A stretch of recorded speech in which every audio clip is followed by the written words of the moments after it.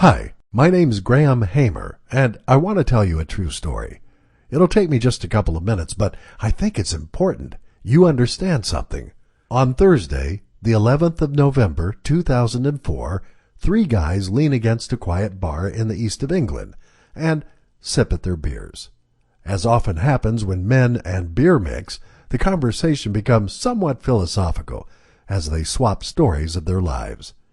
Pete was an administrator who had worked in the same job for about 20 years, had a wife, 2 kids, and a bank manager to support, and couldn't see his life changing.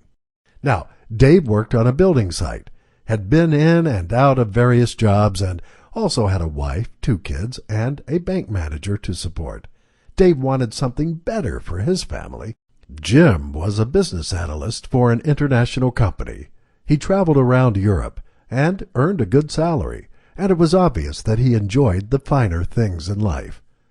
It was Pete who eventually said to him, "It's okay for you, Jim. You've got it made. Dave and I live on the edge, financially, and nothing is going to change that."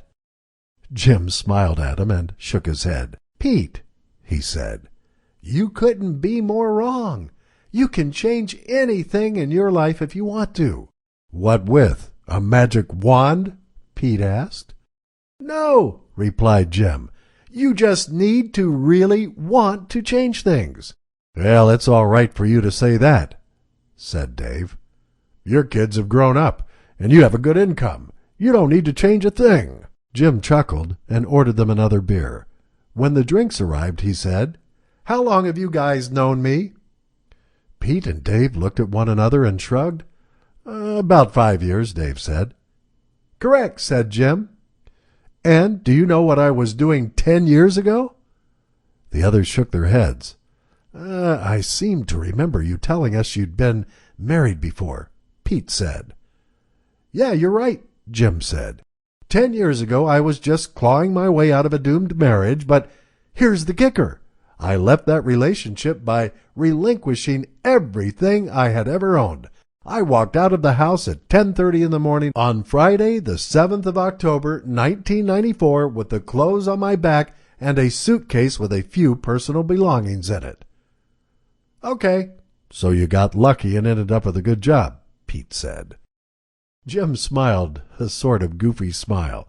"Pete, I'm not saying this to boast or anything, but I now own a house in Canada, an apartment near Paris, and an apartment in a small residence here in town. All 3 are paid for in cash. And, before you ask, the most money I ever won in a competition was £90, which doesn't even buy a cut-price airfare back to Paris." Pete and Dave looked at each other, the surprise on their faces quite obvious. "And what's more," Jim continued, "I quit my job today because I earn a load more money doing other things." Pete spluttered into his beer. "What?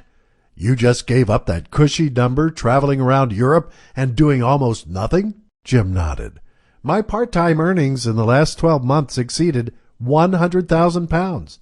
If I focus on that, instead of sitting behind a crummy desk for 8 hours a day, I can easily make £200,000 next year. Part-time. That will leave me more time to do the things I want to do. Now, ask me again why I gave up my job." Pete was quiet for a moment. "Jim," he said, "I'm not calling you a liar, but I can't help feeling the beer's going to your head. Do you really expect us to believe you can earn £200,000 a year doing something part-time?" Jim laughed. "Pete, you know me better than that. I'm a straight guy. I don't lie. I simply tell it like it is. Next year, as a matter of fact, I am confident of earning over £200,000. Or, okay, I confess it's not going to be $200,000 because it's all earned in dollars, but it will be between $300,000 and $350,000, and that nets back to about £200,000 on today's exchange rates." Dave glanced sideways at his friend.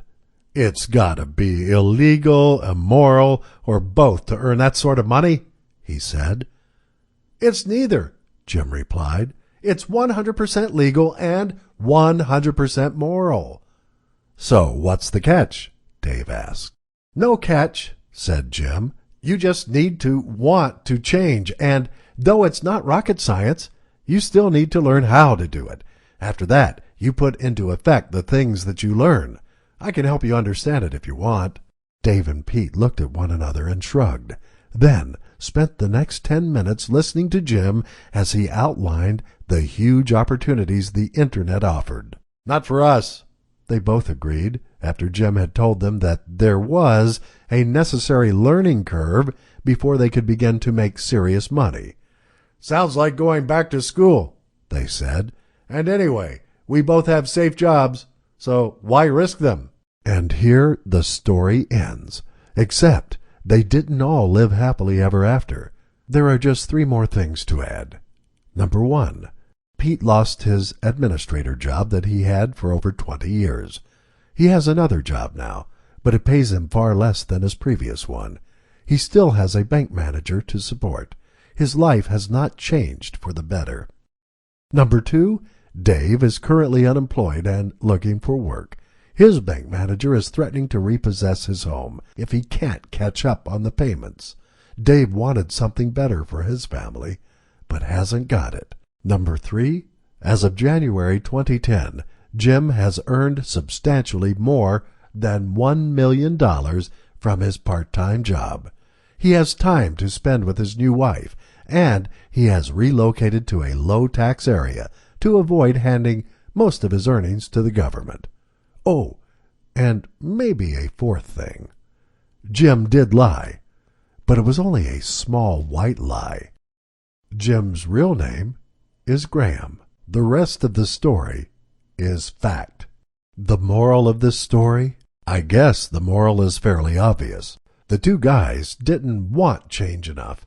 They might have thought they did, but they clearly didn't. Otherwise, they would have done something about it. Also, Dave and Pete weren't prepared to learn. In fact, it was Dave who said, "Sounds like going back to school," and Pete readily agreed with him. So now you must ask yourself, are you a Dave, a Pete, or a Jim? Do you want a change in your life? Are you prepared to learn to get there? It's your choice. I made mine back at 10:30 in the morning on Friday the 7th of October, 1994, when I left my old life behind. It may have been a bit drastic, but even so, I've never looked back. Your change doesn't have to be as drastic as mine. You could make your life-changing choice right here, today. Stop flushing good money after bad. Invest in Tompedia and discover the real secrets of successful online marketing.